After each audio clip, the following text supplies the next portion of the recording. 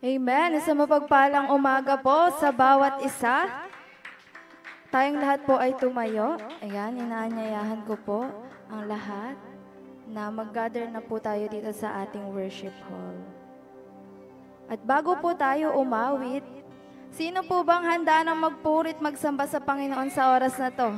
Amen. Let's open our service with a verse po. With these verses, ayan, from Exodus chapter 13 verses 21 to 22. Ayan, basahin po natin sa Tagalog.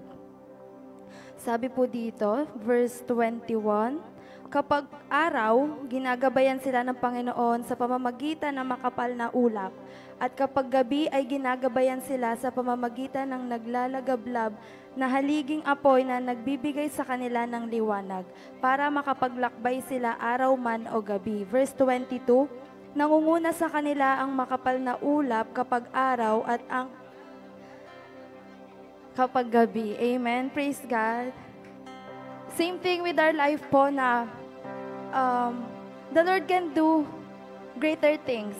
Amen. He can do miracles sa buhay natin. Katulad sa panahon nila Moses, gumamit ang Panginoon ng milagro.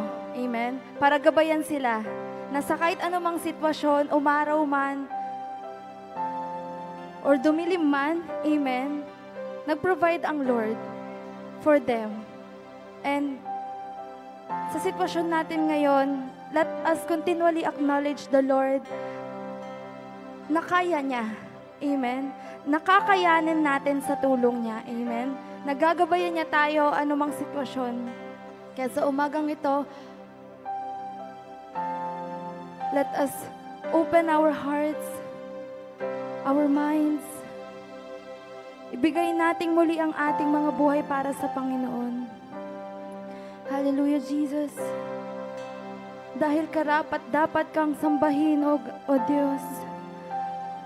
Karapat-dapat na itaas ang ngalan mo. Karapat-dapat na itanghal ang iyong kalwalhatian, ang iyong kapangyarihan, O Diyos. Hallelujah, Jesus. Lord, we give you praise. We worship you, Jesus.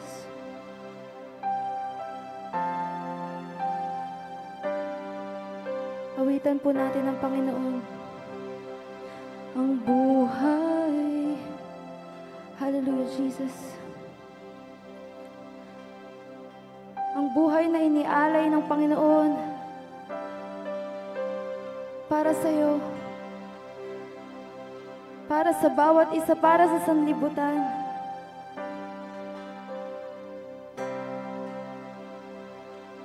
We praise you, Jesus. Oh, Holy Spirit, move in this place. Holy Spirit, touch our hearts right now, oh God. Nagpapakumbaba kami at nagpapasakop, Panginoon, sa iyong kalooban sa oras na ito. We praise you, Jesus. Oh, Jesus, ang buhay mo. Jesus, ang buhay mo'y naging daan sa kalayang natatamo. Ang buhay ko'y sa'yo. Ang buhay ko'y sa'yo, awitin ko, walang hanggan ang kabutihan mo. Minsan pa, O Jesus, Jesus, ang buhay mo'y naging daan sa kalayang natatamo. O ang buhay namin, Panginoon, ang buhay ko'y sa'yo, awitin ko, walang hanggan ang kabutihan mo. Yes, Jesus. karapat-dapat ang ngalan mo, karapat-dapat ka, papuri ko'y sa'yo, karapat-dapat ang ngalan mo, karapat-dapat ka, papuri ko'y sa'yo. Jesus. Ang kasalanan ko'y pinatawad ng walang hanggang pag-ibig mo. Jesus. Biyaya mo'y sapat, awitin ko, walang hanggan ang kabuti. Minsan pa,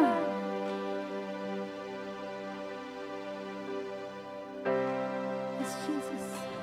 Ang kasalanan ko'y pinatawad ng walang hanggang pag-ibig mo. Biyaya mo'y sapat, biyaya mo'y sapat, awitin ko, walang hanggan ang kabutihan mo, karapat-dapat ang ngalan mo, karapat-dapat ka, papuri ko'y sa'yo, karapat-dapat ang ngalan mo, karapat-dapat ka, papuri. O karapat-dapat ka, Panginoon, karapat-dapat ang ngalan mo, karapat-dapat ka, papuri ko'y sa'yo, karapat-dapat ang ngalan mo, karapat-dapat ka, papuri ko'y sa'yo.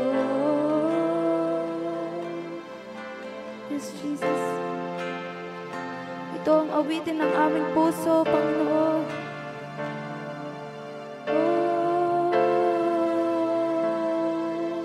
Itatanghal ka, Panginoon.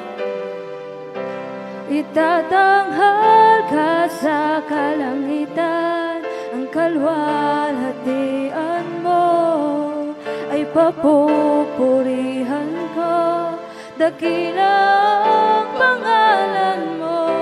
Itatanghal ka sa kalangitan, ang kalwalhatian mo ay papupurihan ko, dakila ang pangalan mo. Itatanghal ka sa kalangitan, ang kalwalhatian mo ay papupurihan ko, dakila ang pangalan mo. Itatanghal ka sa kalangitan, ang kalwalhatian mo ay papupuri. Come on, church! Oh, sing louder! Itatanghal ka sa kalangitan, ang kalwalhatian mo ay papupurihan ko, dakila ang pangalan. Oh, itatanghal! Itatanghal ka sa kalangitan, ang kalwalhatian mo ay papupurihan ko, dakila. Oh, itatanghal! Itatanghal ka sa kalangitan, ang kalwalhatian mo ay papupurihan ko, dakila ang pangalan mo.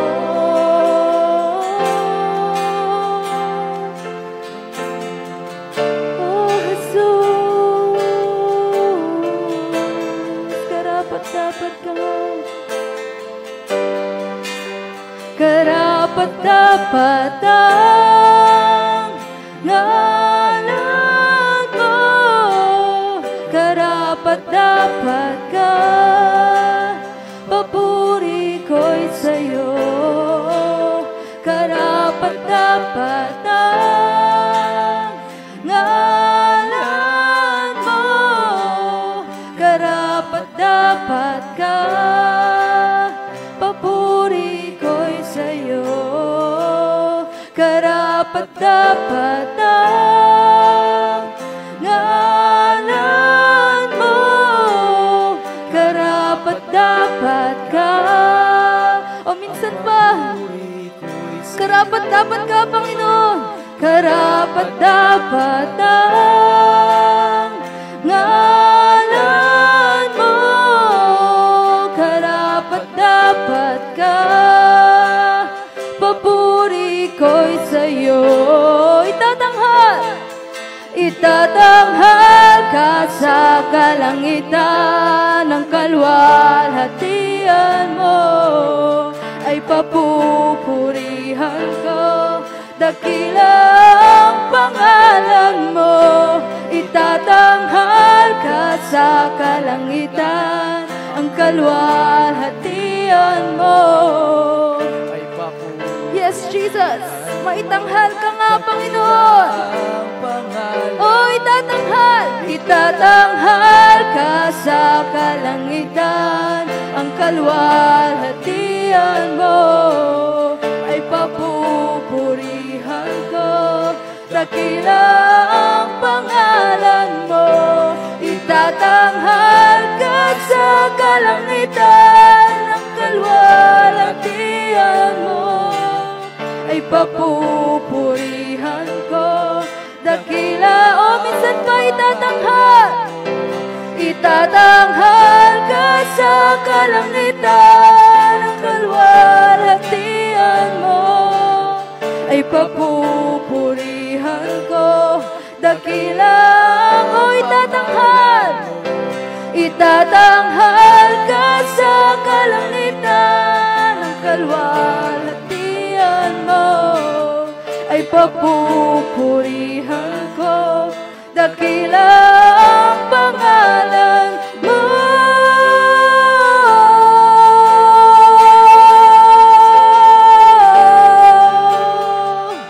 Dakila ka.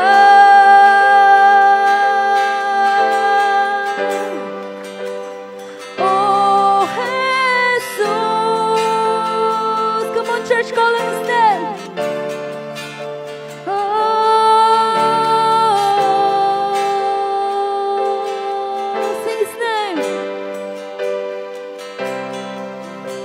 Jesus, sa'yo ang kapurihan, kalwalhatian ngayon at magpakailanman. Come on, church, keep singing. Jesus, sa'yo ang karangalan, kapangyarihan ngayon.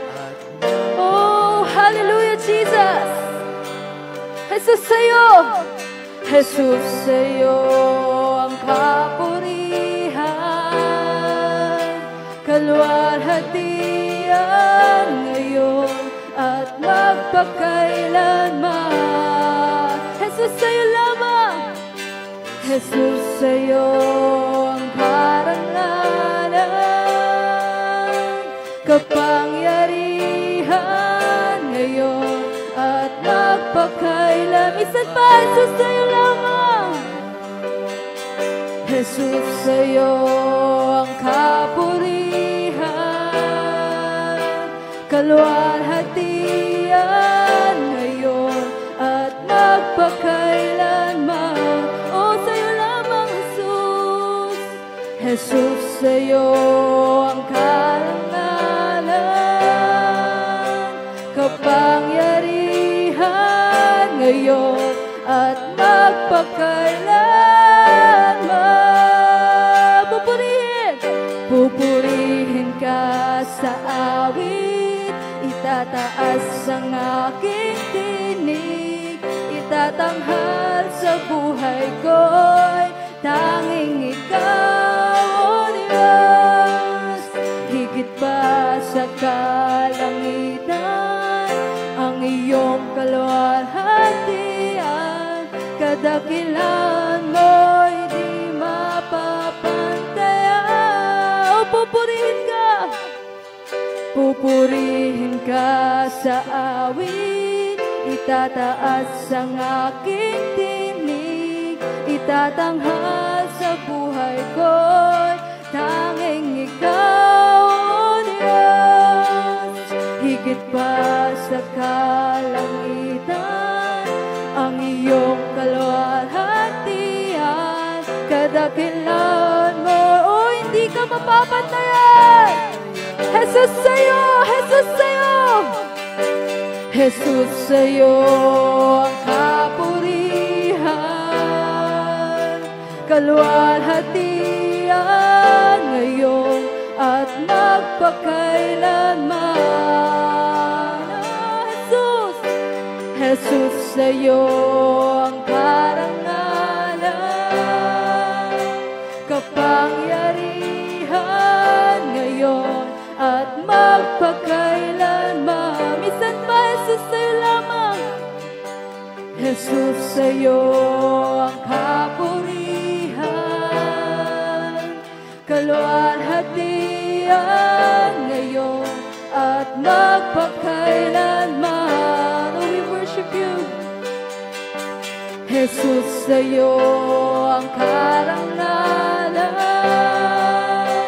kapangyarihan ngayon at magpakailanman. Pupurihin ka sa awit, itataas ang aking tinig, itatanghal sa buhay ko'y tanging ikaw, O Diyos.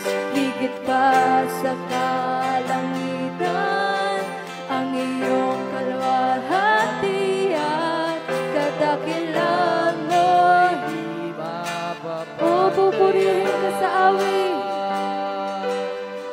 pupurihin ka sa awit, itataas ang aking tinig, itatanghal sa buhay ko'y tanging ikaw, O Diyos. Higit pa sa kalangitan, ang iyong kaluwalhatian. Yes, Jesus. For the last time, let's all sing with all our hearts. Pupurihin ka sa awit, itataas ang aking tinig, itatanghal sa buhay ko'y tanging ikaw. O ikaw lamang, Jesus. Yes, Lord. Ang iyong kaluwalhatian, kadakilan mo di mapapantayan. Jesus.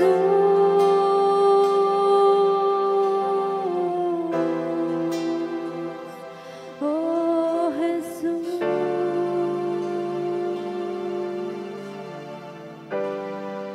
Yes, Jesus.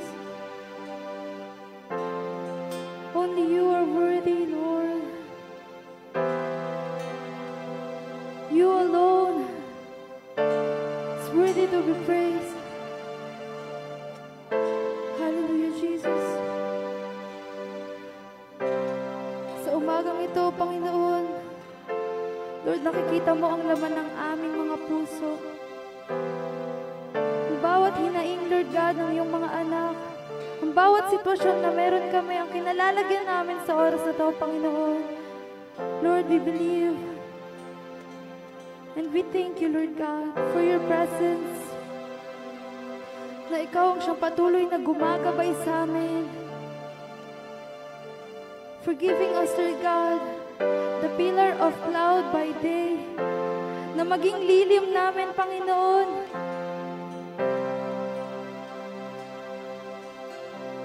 and a pillar of fire by night, Lord God.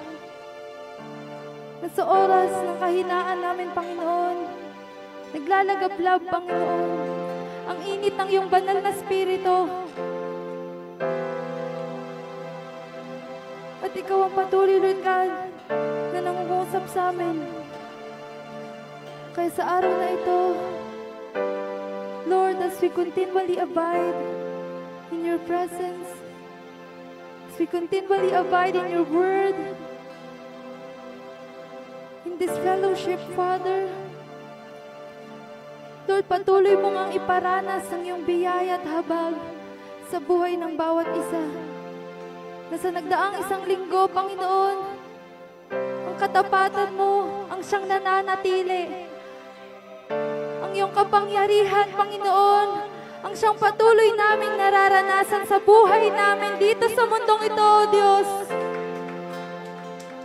Na sa kahinaan namin, Panginoon, ang iyong kalwalhatian, ang siyang nais naming itanghal sa aming mga buhay.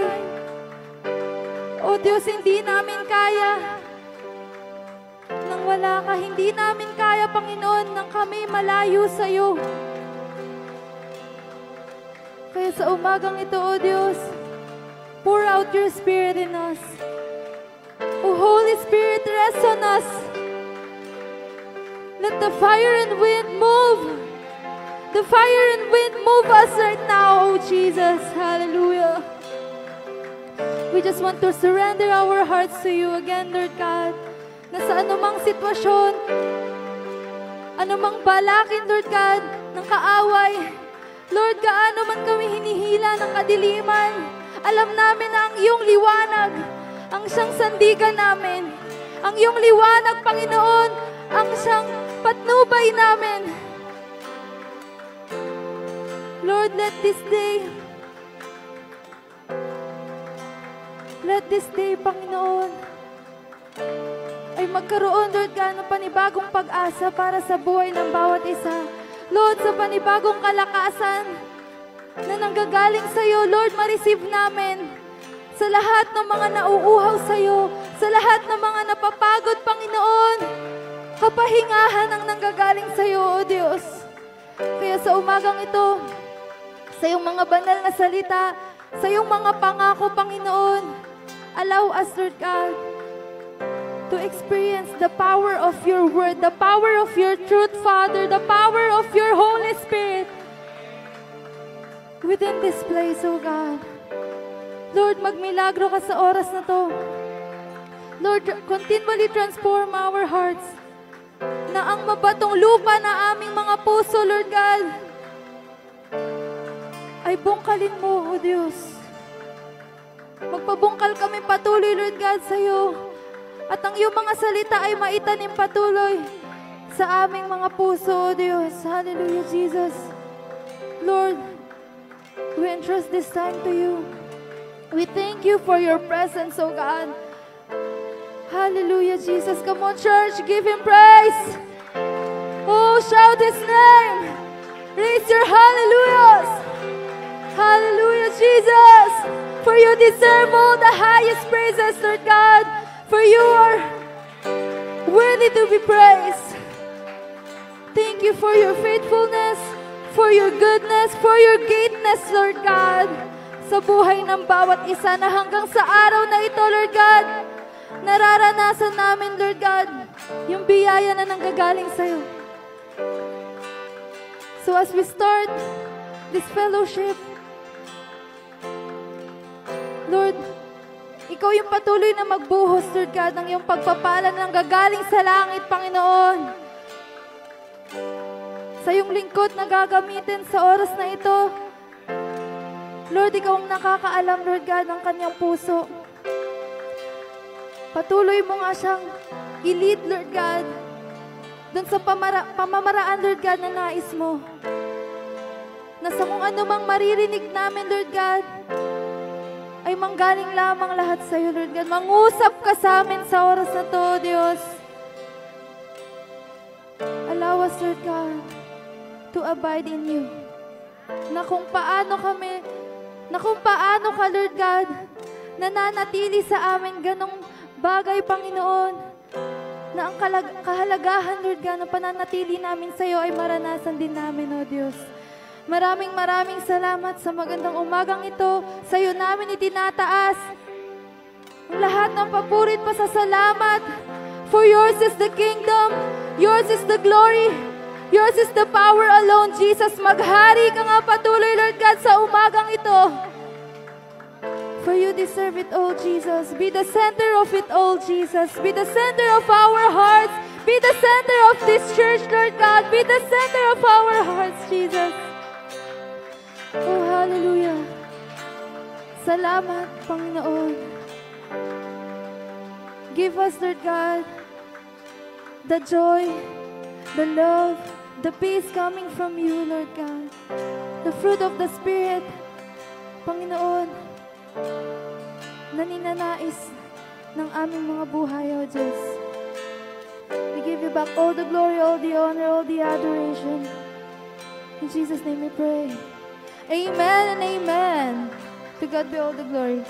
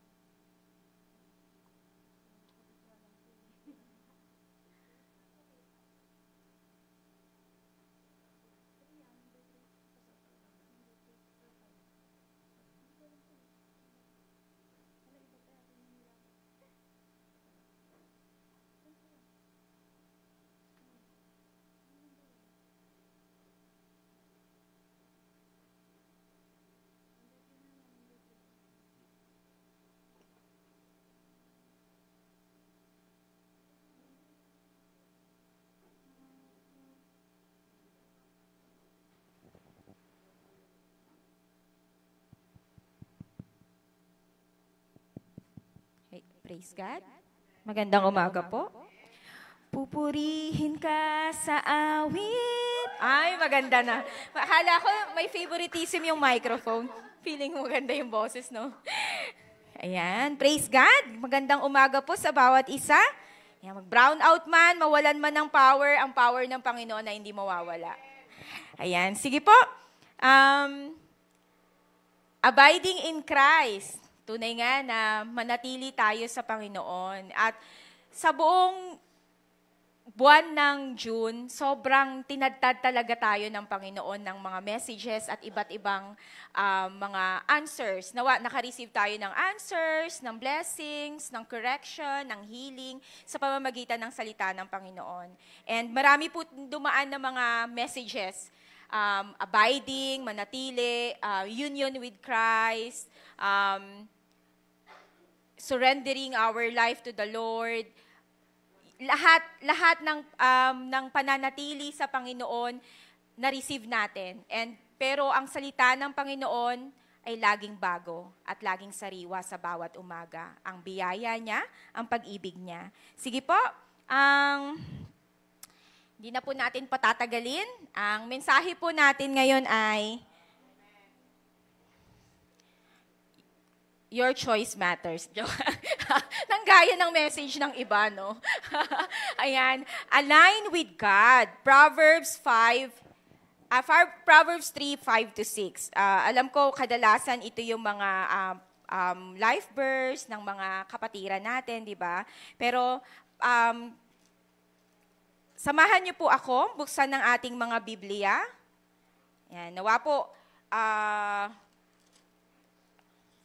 this time, makareceive po tayo ng pangako ng Panginoon na panghahawakan natin. Align with God. So Proverbs 3, 5-6. Basahin po natin. Trust in the Lord with all your heart and lean not on your own understanding. In all your ways, acknowledge Him and He will make your path straight. Amen. Manalangin po tayo. Dakilang Diyos na banal at makapangyarihan sa lahat, ikaw po ang magpala sa bawat isa. As we receive your grace, your words, may we receive healing, answers, O Lord, and guidance sa buhay namin, Panginoon. Fill us with your Holy Spirit. Wala po kaming kayang gawin kung wala ka sa buhay namin, Panginoon. Di namin kayang unawain ang bawat salita mo, Panginoon, kung wala ang presensya mo at wala ang paggabay mo. Kaya, Panginoon, this time, samahan mo kaming bulayin ang iyong salita na laging bago sa bawat umaga, na laging sariwa, Panginoon. Salamat sa oras na ito. Palakasin mo kami, Panginoon, anumang gawain ni Satanas ay aming winawasak at pinapalaya sa pangalan ni Jesus. Wala ka ng karapatan. Inaangkin namin ang katagumpayan, Panginoon, sa umagang ito, sa araw na ito. Ang araw pong ito ay para sa iyo, Panginoon. Ang oras na ito, ang gawaing ito ay para sa iyo. Naalay po namin sa iyo lahat ng papuri, parangal at pagsamba sa pangalan ni Jesus. Amen. So, tunay nga po na trust in the Lord with all your heart and lean not on your own understanding.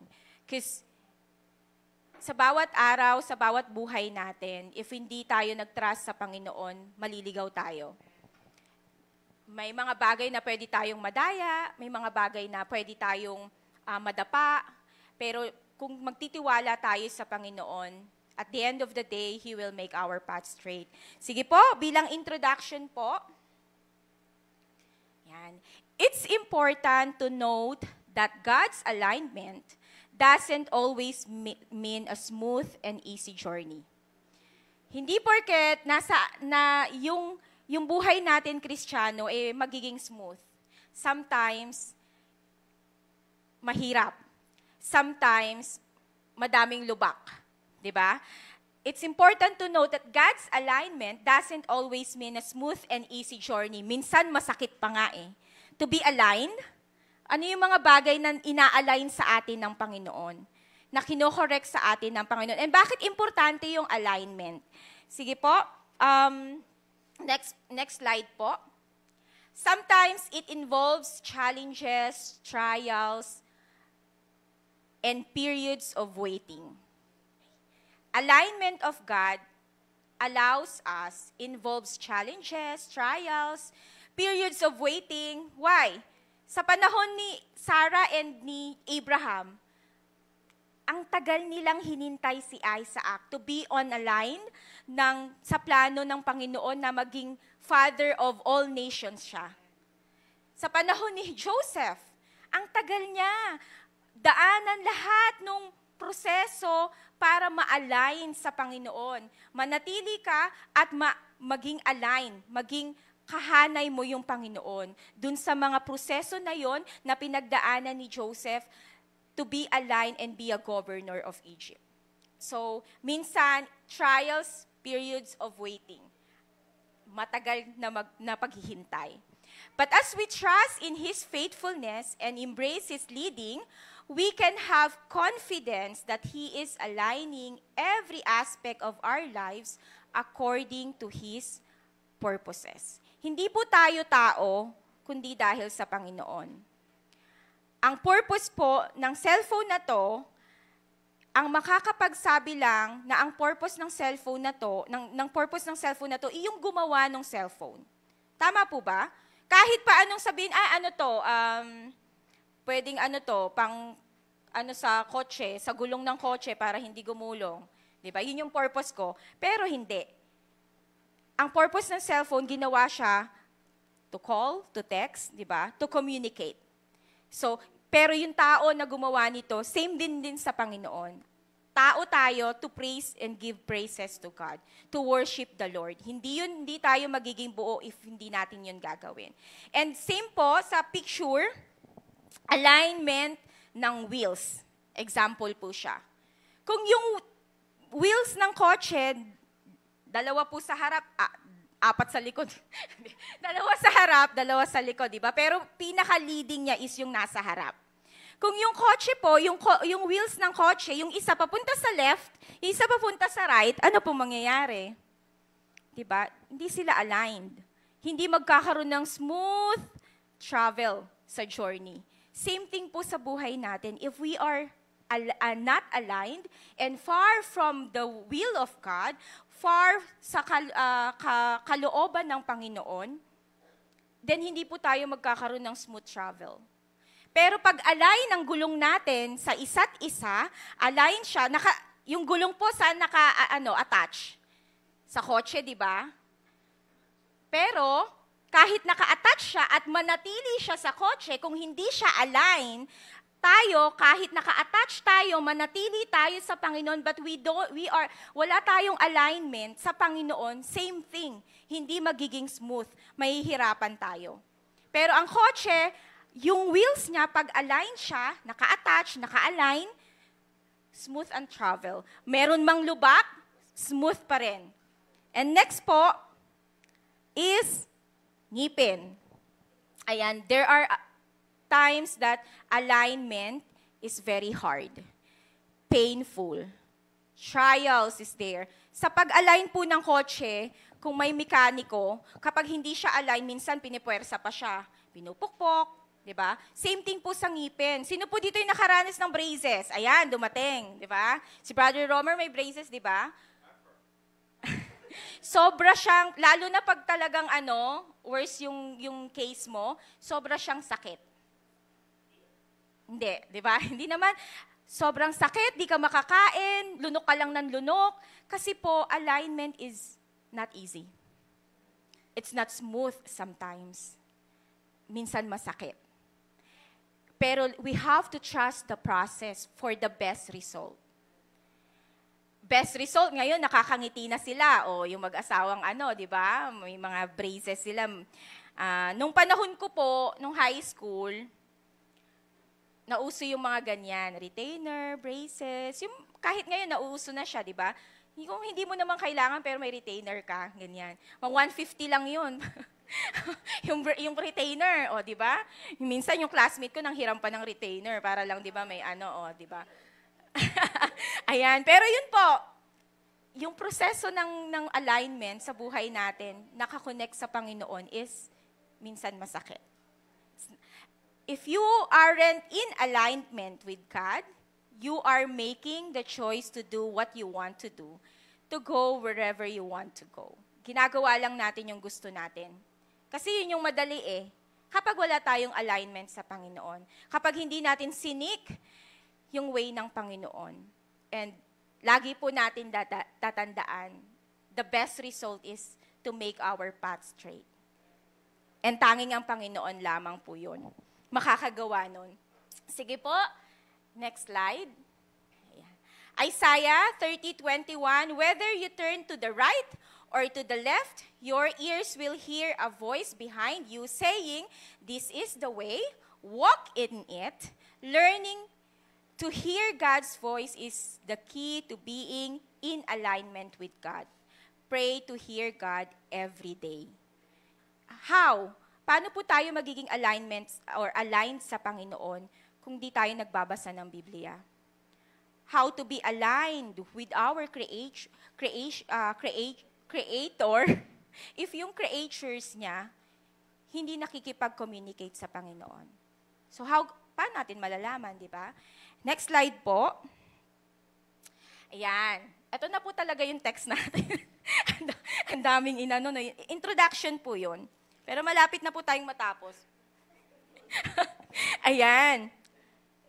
Basahin po natin sa 2 Kings, chapter 13, verses 14 to 19. 2 Kings 13, 14 to 19. Now, Elisha was suffering from the illness. Diyan na lang para parehas. Now, Elisha had been suffering from the illness from which he died. Jehoash, king of Israel, went down to see him and wept over him. My father, he cried, the chariots and horsemen of Israel. Verse 15, Elisha said, get a bow and some arrows, and he did so. 16, take the bow in your hands, he said to the king of Israel. When he had taken it, Elisha put his hands on the king's hands. Open the east window, he said, and he opened it. Shoot, Elisha said, and he shot. The Lord's arrow of victory, the arrow of victory over Aram, Elisha declared, you will completely destroy the Arameans at Aphek. Then he said, take the arrows, and the king took them. Elisha told him, strike the ground. He struck in 3 times and stopped. 19, the man of God was angry with him and said, you should have struck the ground 5 or 6 times, then you would have defeated Aram and completely destroyed it. But now you will defeat it only 3 times. Ayan po. Minsan, ayan po yung panahon na maraming gustong gumera sa Israel. Yung Israel, marami siyang naging hari. At karamihan sa mga naging hari, after ni King David, yung Israel, masasama yung mga naging hari nila, and it leads them to worship idols, to mamuhay ng makamundo, and that's why hindi naging smooth yung buhay ng mga Israelita. And paulit-ulit na sila ay nagiging capture or captives ng iba't ibang bansa. And that time, si Haring Jehoash, tama ba? Ayan. Wala na siyang malapitan, out of desperation. Doon namuhay siya, nahiwalay, hindi align sa kalooban ng Panginoon. At that time, he knows saan lang siya kakapit. Minsan, sa buhay po natin, that's the amazing when desperation hit us. Lumapit lang tayo sa Panginoon. Yung alam mong wala ka nang magagawa, wala ka nang mautangan, wala ka nang mapupuntahan hanggang sa, Lord, ikaw na lang yung last ko. Diba? Doon nakakalungkot kasi yun yung huli na naiisip natin. Pero yun yung amazing things na ginagawa or binibigay sa atin ng desperation. Circumstances that are too big for us to handle will encourage us to stop and instead run to God and pray. Sa buhay natin, kaya hindi ginagawa ng Panginoong smooth eh. 'Di ba? Kasi madali tayong makalimot sa Panginoon. Kung perfect at trouble-free ang buhay natin, malamang lasing ako ngayon. Kasi uminom ako kagabi. Wala ako sa Dawn Watch. 'Di ba? Kung madali lang, easy go lucky. Oh, sky's the limit. Sige, bili ka ng 'di ba? Yung mga ganon. Pero hindi. Hindi ginawa ng Panginoon na trouble-free tayo. Hindi niya pinangako na magiging maayos, magiging smooth, na walang trouble. Pero ang pinangako ng Panginoon, magtiwala tayo sa Kanya, be aligned with God, abide in Christ, kasama natin siya. Hindi niya tayo iiwan. Okay? So, when the pressure of life becomes too great to endure, we remember to seek comfort from the one who has conquered death, our God who can turn all things around for our good and make things right again. Diba? Kahit na yung choice natin, like nung Sunday message, we do have regrets. We do have, nung nagkaroon po kami ng LG, may iba na nagsabi na sana sinunod ko yung ganito, sana sinunod ko yung ganon, which is maganda. Pero maliman yung decision na meron tayo noon or choices na meron tayo and we regret it, there's still beauty in it. Because God is making beautiful. Lahat is according to His will. Lahat ginagamit ng Panginoon, maliman natin, mistakes man natin, gagamitin yun ng Panginoon para i-produce yung purpose natin. And in that respect, we can thank God for the pressures and problems we encounter in life. Next po, ayan, align with God. So si Haring Jehoash, by that time, out of desperation, pumunta siya kay Elisha. Si Elisha na nung time na yon may sakit. Nung time na yon almost dying na. Pero bakit siya, out of desperation, bakit doon ka pa pupunta, di ba? Kasi alam niya na kailangan niya ng salita ng Panginoon. Alam niya na kailangan niya ng instructions from the Lord. At alam niya na hindi siya kayang talikuran ng Panginoon. So he get ready, get a word from God. Sabi dun po sa binasa nating salita, now Elisha was suffering from the illness from which he died. Jehoash, king of Israel, went down to see him and wept over him. Ayun, nandun. Ayan, wept over him. My father, he cried. So kanino siya humingi ng tulong? Alam niya na si Elisha ay tao ng Panginoon. Man of God. So out of desperation, na every sides of Israel, left, right, west, east, north, kanluran, silangan, nilaga. Nilaga pala yun. Gising pa si tita. Ayan. Maraming gustong gumera sa Israel. Pero out of desperation, he went to Elisha to ask instructions to be aligned with God. And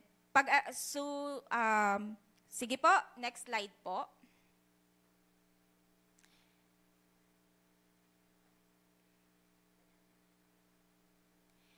Sabi po doon, get ready, get a bow and some arrows, take the bow in your hands. So, kumuha ka ng palaso at ng mga, ano po yung ano ng palaso? Tagalog. At saka ng arrow. Mahirapan pa natin, no? Pana, ayun. Kumuha ka ng pana at ng mga palaso. Yon. Ayan.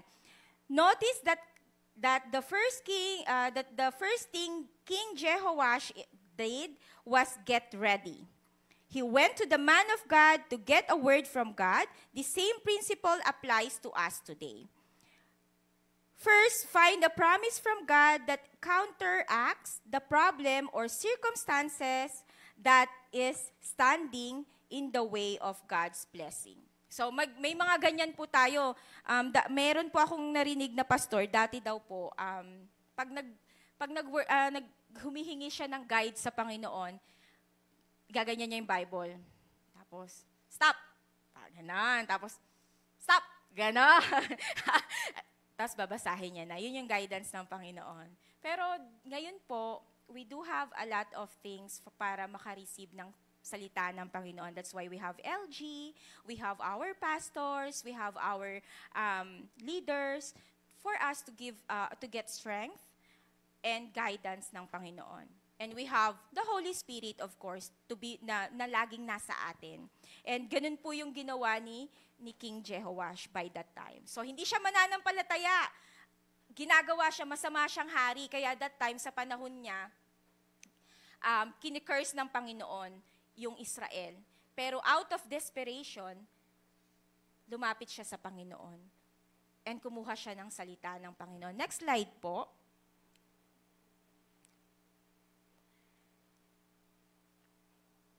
Ayan, get ready. Sa race natin, sa buhay natin, are we ready? Ready ba tayo lagi? We cannot be ready if we don't have the Word of God. Ano yung pangako ng Panginoon sa'yo? Sino dito sa mga kabataan makakapagpakita sa akin ng buong notes niya nung Sunday message? 500. Hush! 1, 2, 3. Wala. Asan? Tingin? Pastor Noah, tulong. Tiguraduhin mong kompleto to, ha? Bas, kabataan. Tsaka galing sa'yo yung prize. Kulang. Hindi, sakto lang yan. Ayun lang yung ano. Ipapacheck natin kay Pastora Grace. Sige po. Wala na? Iko-compare ko yung dalawa. Wala na? Pa-check mo kay Pastor Noah. Pastor Noah, pa-check nga kay Mimi. 500, pa-check kay Kuya Mimi. Si Pastor Aris meron yan eh. O, kulang. Ha? Hindi, dapat notes. Buong notes. Ayan, kulang. O sige. Ano po, pangkabataan lang. Next time pang mami. O Kuya Mio, 200. Utangin ko mamaya 2,000. Ayan. Very important po yung may word of God tayo. And that's the process. Process yun ng Panginoon. Sulat mo yung notes mo and you have reward. Diba? Sa buhay po natin, we have to always be ready. Anong ipapasa mo, anong ibabato mo kung nandyan si Satanas, nandyan yung ahas. Tapos sabi niya, nag-fasting ka. Gawin mo nga itong tinapay, itong bato na to. Kung walang salita ng Panginoon, wala na pinanlaban si Jesus, di ba? Teacher, Sis Risa, si Jesus yun eh. O kaya nga, si Jesus nga may pinanlaban. Ano pa tayo? We have to study the Word of God. Next slide po. Then shoot your arrows by speaking the promises of God aloud. Pray and declare God's truth over every challenging circumstance. Lagi po nating i-declare. That's why our words, God's Word is very powerful.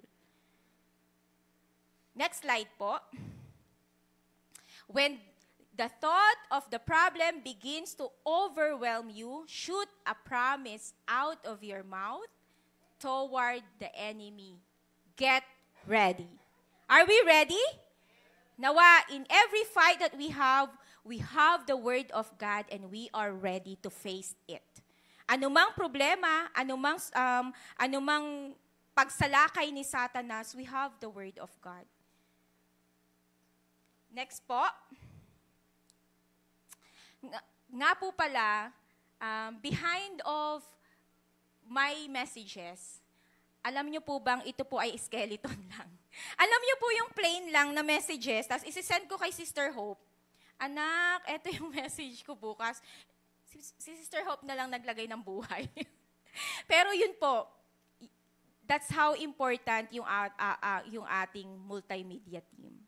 Because they giving life. Kasi po ako, siguro sinasabi ni Hope, si Tita Risa na naman yung messenger, kawawa na naman ako. Ako na naman gagawa ng message niya. Ako na naman magta-type. Kasi po yung iba, naggumagawa na sila ng PowerPoint, diba? Ako po sa cellphone lang po ako. Ita-type ko lang. Isi-send ko sa kanya isa-isa. Pero yun po, purihin po yung Panginoon sa buhay ni Sister Hope. Nawa, magpagamit ka pa sa Panginoon ng marami pang panahon.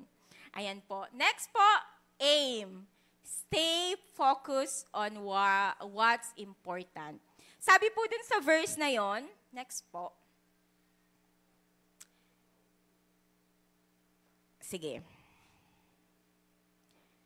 Open the east window, he said, and he opened it. Shoot, Elisha said, and he shot. Hindi sinabi na open the north of open just the east. Ano pong sabi doon?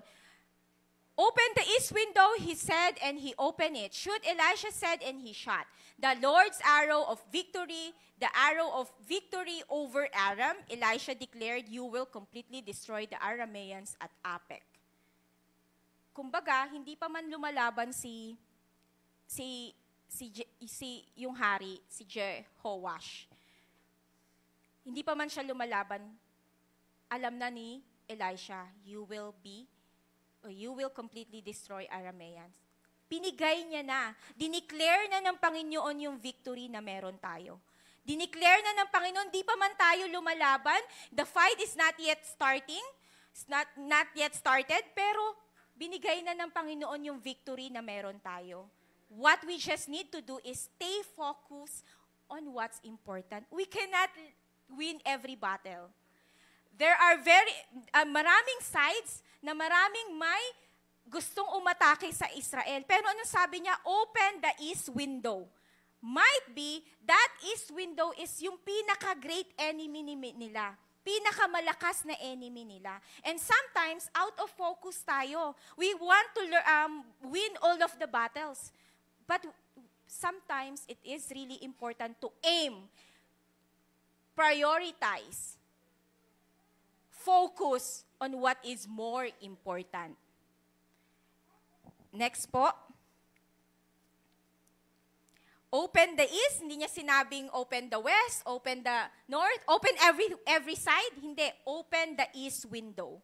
Kasi nais by that time, marahil yun yung pinakamalakas na kalaban nila. So why you will give your energy sa ibang mga bagay kung ito yung importante? Next po. Yan, focus. Parang lente lang ng camera or ng telescope. You have to focus on what's important. You have to focus on what's the view, ano yung maganda doon. And sometimes, sabi po nila, ang magaling na photographer, hindi yung nakukuha niya yung maganda. Pero nailalabas niya yung kagandahan nung pangit na kuha or pangit na anggulo, na ilalabas niya yung maganda. Yun yung sabi ng yun daw yung mga magagaling na photographer. Hindi dahil nag-post ka, ay ang ganda niya, nakuha niya. Pero yung kahit na stolen siya, nakuha niya yung magandang anggulo. Yun daw yung great photographer. So, wala lang. Sabi ko lang. Next po. Not every window, just open the east window, focus on defeating the greatest enemy. Ano po yung greatest enemy na meron tayo this time? There are many times sa career natin, sa ministry natin, di ko sinabing enemy nyo yung ministry ha, pero marami tayong mga bagay at minsan, hindi natin fino-focus yung importante. Kaya ang nangyayari, natatalo tayo sa lahat ng fight. Natatalo tayo sa lahat ng battle. Meron ka sanang naipanalo kahit isa, which is the greatest enemy. Pero dahil out of focus ka, di mo alam sino yung aanuhin mo, inopen mo lahat ng window sa side mo, hanggang sa wala kang naipanalo. Nawa po this time, let's ask the Lord, Lord, ano ba yung dapat kong i-priority? 28 na ako, Lord, wala pa akong asawa. Ano ba yung dapat ko i-priority? Lord, ganito yung studies ko. Ano ba yung dapat ko i-priority? Nawa po, makita natin kung saan tayo magfo-focus na naka-align sa will ng Panginoon. Next page po. Don't try to win every big and little battle all at the same time. One at a time. Isa-isa lang. Hindi pinilikha ng Panginoon ang lahat ng bagay sa isang araw lang. Inisa-isa niya. Because we have process. And we have to trust the process of the Lord because He is aligning us. Ayan po. So, Elisha saying that Israel's greatest problem was the enemy approaching from the east. Yun po yung dahilan. If you don't focus on specific God-directed, God-inspired goals, you will not hit any target at all. You've got to take aim. Magkaroon po tayo ng goal. Magkaroon tayo ng focus kung ano yung direksyon na nais ng Panginoon. Hindi pwedeng, gusto ko to. San ka? Isa ka lang. Diba? Marami tayo minsan mga bagay na gustong gawin hanggang sa lahat na compromise. And nawa hindi tayo ganun. May we give our best in everything that we will do sa kapurihan ng Panginoon. And sometimes, kung alam mo, mapapabayaan mo yung isa, focus on just one. At least, victorious ka sa isang bagay. Sige po. In order to win the most important battles, you must be okay with losing less important ones. Minsan, sakit naman, talo ako sa ganitong bagay, di ba? Pero hindi po. Minsan, para manalo tayo sa great na battle na meron tayo sa buhay natin, we have na magpatalo. Magpatalo tayo sa ibang mga bagay. Hindi laging katulad niyan, you may have to lose the battle of career promotion to win the battle of great parenting. Diba? Merong iba, walang career, pero pagdating sa bahay, naasikaso niya lahat. The best mom ever. Mga ganon, diba? Pero yung iba naman, hindi niya naaasikaso yung mga bata sa bahay, pero napuprovide niya yung mga bagay-bagay. Kasi he's working or she's working. Diba? May mga bagay na dapat minsan nagpapatalo or dapat nating matalo para manalo tayo sa kung ano man yung gusto nating gawin, sa kung ano man yung pinagagawa ng Panginoon. Next, fight po. Fight talaga. You may need to lose the battle of winning arguments. Iba yung nandyan. Ayan. Winning arguments to win the battle of a loving spouse. Ayan, di ba? Dapat hindi ako mapatalo. Ako yung lalaki. Ako yung babae. Dapat lagi akong manalo. Di ba? Pero sometimes, iyak si Brother Romel na, sige mamaya, mag-usap tayo na eh. Ayan. Sometimes, we have to magpatalo tayo. Kasi kung hindi, wala na. Divorce na. Diba? May mga bagay sa buhay ng... Grabe yung reaction ni Brother Romel. May problema ba kayo? Ayan.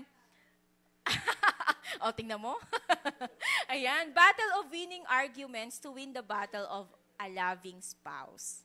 So, siguro wala pa ako dyan. Biglang ganun, no? Hindi pa ako nagpapatalo. Hindi, yun nga. So, laging meet halfway. Yan. Next, you may need to lose the battle of pleasing people to win the battle of pleasing God. So, marahil, ibang tao hindi napiplease sa'yo kasi ganito yung ginagawa mo, kinokorek mo sila, pinapagalitan mo sila, walang gagamit ng wifi. Voucher lang lahat, 'di ba? Minsan hindi pleasing 'yon sa mga pandinig ng kabataan, pero Pastor Noah is doing that to please God. 'Di ba? Marami tayong mga bagay na ginagawa na sometimes not pleasing others, pero it pleases God. And sometimes we have to lose, 'di ba? To please God. Magpatalo tayo basta panalo tayo in pleasing the Lord. Amen po ba? You can't fight a million battles at the same time. Open the east window. That's where you need to put your energy. That's where you must give your time, your attention, and your focus. Don't get distracted by petty things. After you get ready, focus your aim where God directs. You don't have time to worry about the small stuff. Press for the mark of the prize of the high calling of God in Christ Jesus. Yan. So, get ready, aim. Number 3 po. Ayan, malapit na po tayo. Madami ba? Ayan, fire. Take God-directed, persistent action. Ayan. So, shoot, Elisha said, and he shot. The Lord's arrow of victory, the arrow of victory over Aram. So, dun pa lang, sinabi na ni Elisha na magiging matagumpay ka. Hindi pa man, natatapos yung labanan, magiging matagumpay ka. Put fire. In our faith, put fire. It means that faith without action is dead. Diba? Huwag tayo magsawa. Lagyan natin ng buhay. Hindi yung praise God, pero hindi nakikita sa buhay natin. Hindi yung amen, amen, hallelujah. Pagdating dun sa puro curse na yung sinabi sa anak. Diba? We have to put fire on what we believe sa Panginoon. Under po ng number 3, shoot through the right side. Yan. So, remember to look through the right side, the side of victory in order to define and hit your desired target. It's God's way. God's way na panalunin tayo sa battle na meron tayo. Minsan nga, hindi tayo lumalaban, pero pinanalo na ng Panginoon. Alam mo yun, ang sarap na hindi mo na kailangan lumaban.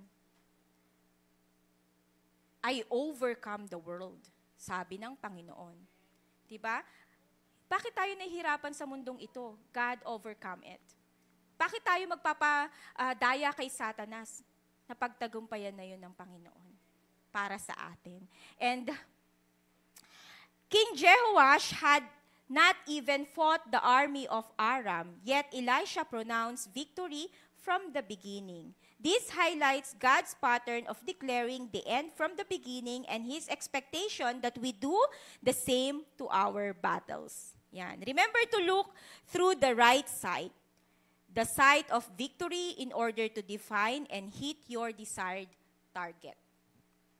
It's God's way, like David, how he defeated Goliath, di ba? Sino yung, syempre, isa lang yung inasinta niya, si Goliath lang, di ba?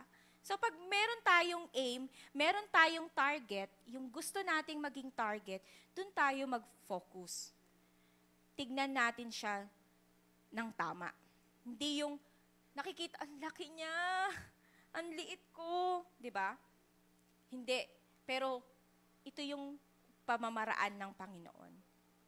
By that time, nung kay King David. Sige po, remember to fire. It is not intention that brings God blessings. It's intention coupled with God-directed action that brings blessing. Hindi lang panalangin, na nanalangin ka ang nagbibring ng blessing. Nang nalalangin ka na naka-align sa pangako ng Panginoon ang nagdadala ng blessing. Faith without action is dead. Nanalangin ka, pero Lord, ipasa mo ako sa exam bukas. Please, Lord, umaasa po ako sa wisdom and knowledge mo. Pero anong ginawa mo? Nag-ML ka. Defeat, fight. Kinabukasan, anong sinagot mo? Defeated. Pati yung score mo, defeated. Di ba? Di ka nag-review. Nag-pray ka nga, di ka naman nag-review. Anong ibibigay sa yung answer ni Lord? So, number 2, letter B, shoot with steadfastness.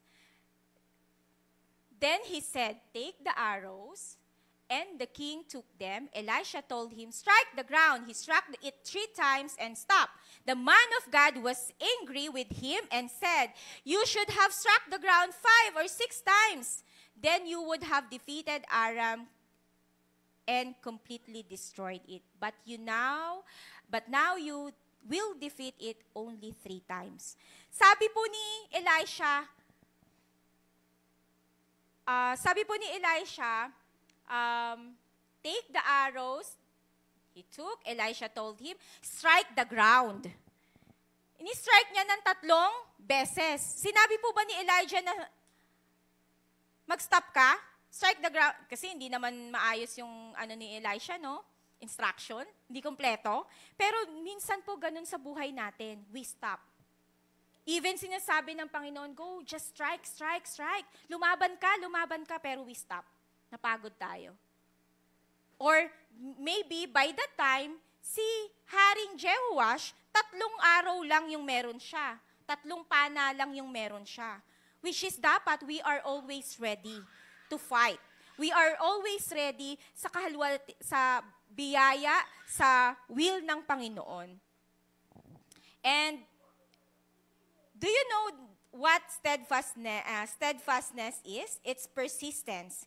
Keep firing. Don't stop taking action. Don't stop doing what God said until you see that what God said has come to pass. Look again. Yon, yung buhay ni Jehoash. At first, glance it appears King Jehoash did what the man of God had instructed. Elisha said, strike the ground, and Jehoash did. So why did Elisha get angry? Kasi nag-stop siya. Hindi pa nga sinasabi na, sige, okay na, stop ka na. Diba? Every instructions. Pero si Jehoash, he stopped. Kaya instead na yung completely destroyed Aram, natalo niya lang ng 3 times. Kasi we stop. Same thing sa buhay nating mga Kristiyano. Sa buhay ng mga anak ng Diyos. If we stop, hindi natin makikita yung victory na dapat nakuha natin. If we stop, na mag-take ng notes ng message, 200 lang. Hindi kompleto. Diba? yung Panginoon, pag nag-instruct siya kumpleto. Pero dapat, we steadfast. Pero dapat, be persistent. Be consistent sa Panginoon.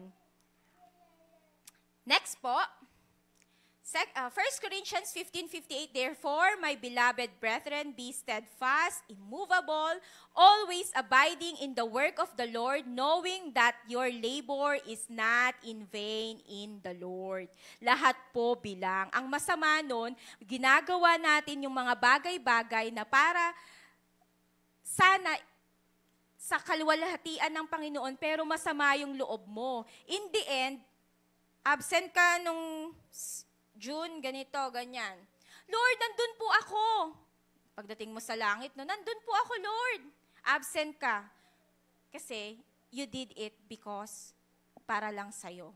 Na para lang masabi nila na nandito ako, umattend ako. But if you do it with the Lord, your labor is not in vain. Lahat bilang ng Panginoon. Lahat may kaukulang reward sa Panginoon. Amen po ba? Yung paggising natin sa umaga, yung pagbibigay natin sa church, yung paggawa natin sa church, pagkilos natin, pagtulong natin, lahat yan not in vain. Lahat yan nakikita ng Panginoon. And lahat yan, it will be rewarded. Malapit na po. Sabi niya, he did not say, take action for a season and then stop. I didn't say stop. He did not say, try for a season and then stop. Hindi niya sinabi yun kay Jehoash. He did not say, shoot for a season and then stop. Sabi po ng Panginoon, magpatuloy tayo. Magpatuloy tayo sa Kanya. Wag tayong maging, okay na, naligtas na ako. Hindi na ako magpapagamit sa Panginoon, kundi magpatuloy po tayo. He said, strike the ground, strike, strike, strike. So, lumaban po tayo, wag po tayong mapagod. Shoot and keep shooting, pray and keep praying. Stand and keep standing, believe and keep believing. Work and keep working para sa Panginoon.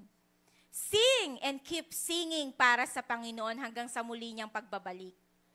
Preach and keep preaching para sa kaluwalhatian ng Panginoon. Kasi hanggat di nakaikot yung salita ng Panginoon, yung mabuting balita sa buong mundo, hindi siya darating. So that's our Great Commission, life movement, sharing the life of Christ.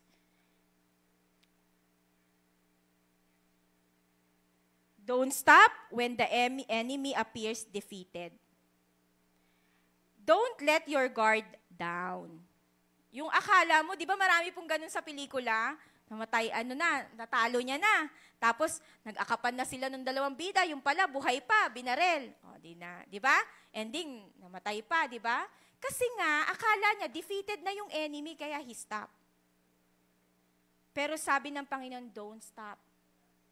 Kahit nakikita mo, don't be complacent. Kahit nakikita mo na okay ang mga bagay-bagay. Kahit nakikita mo na parang talo na si Satanas. Wala na siyang magagawa, don't stop. Keep fighting para sa Panginoon. Alright, and the race is not to the swift, nor the battle to the strong, but victory and blessing is to the steadfast. Keep shooting. Ready, aim, fire. Give it everything you've got. Yan. But why did Elisha get angry and say you should have struck the ground 5 or 6 times? Marami dito nagsasabi na might be, by that time, naging complacent na si Haring Jehoash. Kasi victorious na siya. Kasi nakita niya, na-strike niya na yung mga enemy niya. But he stopped. Give everything you've got. Bigay mo lahat. Nagpupuri ka na lang sa Panginoon, isigaw mo na ng todo. Purihin mo na yung Panginoon. Nagti-take down notes ka na, isulat mo na lahat, picturean mo na lahat. Huwag mo yung half-hearted. Hindi pwedeng kalahati. Ibigay mo yung best mo sa Panginoon because He deserves it. I deserve an explanation. Ay, iba na pala yun. Diba? Deserve yun ng Panginoon. Give everything you got. Bigay natin sa Panginoon. Huwag na yung nandito ka na lang ng Sunday. Lord, sorry, ako yun eh. Yan, dito ka na lang ng Sunday, hindi mo pa ibibigay, nagpalit ka pa. Nandito ka na lang ng Sunday, di ka pa naghugas ng plato. Hindi, biro lang po. Ayan, tamaan naman. Ayan. So what do you have in your hand to help get you into alignment with God? Ano yung meron tayo para maging keep yung alignment natin sa Panginoon? Ano yung meron na pinangahawakan natin? And, yan. What's in your power to do for God? Fire. What gifts and talents has given to you? Fire. Pag-initin natin yon, yung mga talents na yon. Ako nga po, walang talent sa pagkanta, pero pinag-iinit ko eh. Tinitreasure ko, binaong ko sa lupa para hindi na lumabas. Ayan. Diba? Umalay nyo, kakanta ko, diba? What wisdom, what influence, what promises you have? Keep it burning. Ayan. Throw everything you've got at what God has assigned for you to do in life. Naghugas ka man, naglilinis ka man ng CR, naghuhugas ka man sa kitchen, bigay mo yung todo, bigay mo yung best. Hindi yung naghuhugas ka, iniwanan mo yung kitchen, hindi malinis. Bigay mo na yung best mo. Nag-work ka na sa Panginoon eh. Your labor is not in vain. Naghugas ka na, meron po akong pamangkin, hinugasan niya lahat ng plato. May iwan lahat ng kutsara at tinidor. Minsan naman, hugasan niya lahat, may iwan yung pinaglutuan. Diba? Pag nag-ano ka, bigay mo na. Give your best to the Lord and your labor is not in vain. Yan, tapos na po tayo. Throw everything you've got.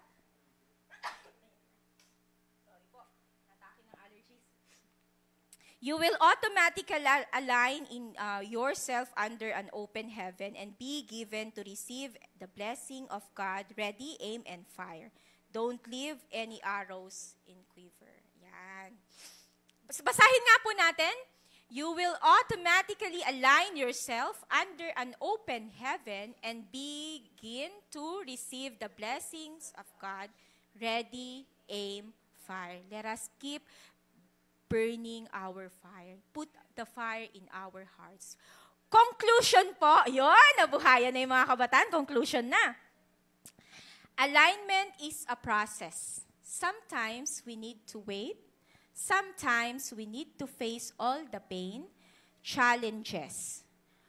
If we rush the process, we ruin the result. Kapag nirush po natin yung proseso, sometimes it ruin the result. Kahit gaano pa sana kaganda yung result. Kapag nirush po natin yung pagsasaing natin, o sa sinaing na lang, wag na tayong lumayo. Nirush natin, nugasan, isang hugas, nilagay na, o hindi na sinukat, o nilagay na sa apoy, o nilakasan yung apoy, o hanggang sa hindi na inin, sunog sa ilalim, hilaw sa ibabaw, malata pa. Di ba? We ruin the result na masarap na kanin. Kahit ano pang kanin yan, dinurado, jasmine, ano pa, Japanese rice, kahit ano pang mamahalin yan, kung ganun yung ginawa natin, we ruin the result of the nice rice sana, yummy rice sana. So let's trust the process. Let's take it, let's walk on it, be ready, aim, and fire. Manalangin po tayo. Dakilang Diyos na banal at makapangyarihan sa lahat, salamat po sa panibagong araw, kalakasan na to. May we always abide in you, never leave you, O Lord, because you will never leave us. You will never forsake us, O Lord. You will never abandon us. Thank you so much, Lord, because pinanalo mo na yung battle na meron kami. Allow us to open our eyes to just focus only to you and to just focus on what you are saying to us. Thank you so much, Lord, for all the blessings that you have given us. Thank you so much, Lord, for all the answers that you prepared to us, for our future, for our children, for the next generation of this church, Panginoon. We know that you win the battle. You won the battle against this world, against Satan, against our enemy, O Lord. Thank you so much, Lord, because You always guide us. You always protect us. You always putting us back again to your arms. There are times na lumalayo kami, Panginoon. There are times that hindi kami attached sa iyo, Panginoon. There are times na may iba kaming naisin. May ibang naisin yung puso namin, Panginoon. That's why we fail. That's why we being hurt. That's why nasasaktan kami. That's why naliligaw kami.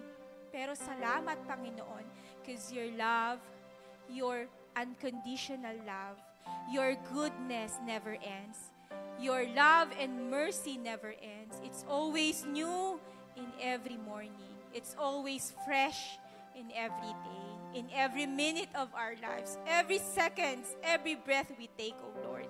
May we just give it to you. May we just do it and give to you, offer to you our lives, O Lord. We're nothing.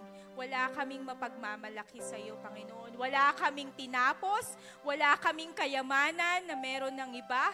Wala kaming anuman na may pagmamalaki sa iyo. We are weak. We are imperfect. Pangit kami. We are ugly with all those things that we are committing, Panginoon, that we committed and continually committing, O Lord. But thank you so much because you're beautiful. In all those things, in all the ugliest we have, you embrace us. In the weakest point of our lives, you embrace us. At ikaw lang ang makakagawa nun, Panginoon. Help us to learn how to lose so that we win the great battle na prepare mo, Panginoon. Help us to just focus only to you, O Lord. Help us to learn and accept those defeat para maging panalo, maipanalo namin yung great battle na prepare mo, Panginoon, to reveal your purpose in our lives. May we trust the process. May we walk on this process for us not to ruin the result of it. And that is to be with you. Thank you so much, Lord. Wala po kaming ibang mahihiling pa sa buhay namin, kundi ang makasama ka. Allow us to give our best para sa iyo, Panginoon. In every task we have, in every ministry we have, allow us to give our best for only to you, O Lord. Kung hindi man namin nabibigay yung best namin nung mga nakaraan, Panginoon, this time, allow us to give our best to you. Only to you. Even we lose in pleasing people, Panginoon, allow us to win the battle pleasing you, O Lord. Pleasing you alone. And make this church be in one harmony to just be with you, to just praise you, to just worship you, O Lord, and to just give glory to you. Allow Abundant Life Church to be a church who will give life, give light to the world, to Pampanga, to Quayan, Panginoon. Allow Philippines, O Lord, to stand and rise, those Christians, O Lord, and pray for our country. And pray for the peace of our country, because the peace is coming from you, O Lord. We don't have a great weapon. We don't have a great tanks that can destroy other country, O Lord. But we have the great God. We have the great God who will defeat those people, who will defeat those biggest or big countries na nagkakaptib sa amin, Panginoon, who's trying to invade us, O Lord. Thank you so much, Lord. We don't have nothing, but we have one great God. And thank you for this. Thank you for the answers to just shoot and strike and strike and strike. To just pray and pray and pray. Never be tired. Never stop. And just keep on believing to you. Thank you, Lord, for your heart. Thank you, Lord, for embracing us. Thank you for your love, for unending mercy, unending grace, unending chances for us to be with you again and again and again. Marami mang mga bagay, oras na kami ay natatalo, ng kaaway ng mundong ito, ng sarili namin at lumalayo sa iyo, Panginoon. Thank you for always reminding us that you love us, that we are for you, and you are with us. Salamat, O Lord, kasi tinapos mo na ang lahat and you overcome the world. You overcome all the problems we have. You are the solution to all our problems. You know every battle we have. You know every problems we have, every trial situations we have. It is not apart from you, Panginoon. Hindi ito lingid sa iyong kaalaman, Panginoon. And you know the great result for having or for being steadfast on it, Panginoon. And be persistent in believing in you, O Lord. And be persistent and abide and align only to you, O Lord, and to your will. Salamat, Panginoon, dahil ikaw ang lakas, ikaw ang gabay na meron kami. Ang mundong ito ay madilim. Ang mundong ito ay magulo. Ang mundong ito ay walang kapayapaan. Ngunit dahil nasa amin ka, Panginoon, you are doing everything for our sake.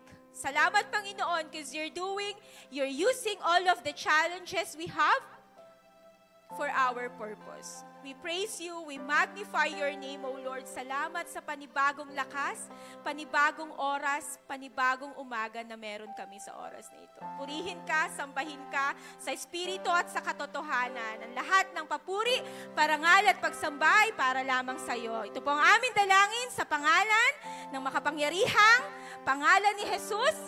Amen. Purihin po ang Panginoon.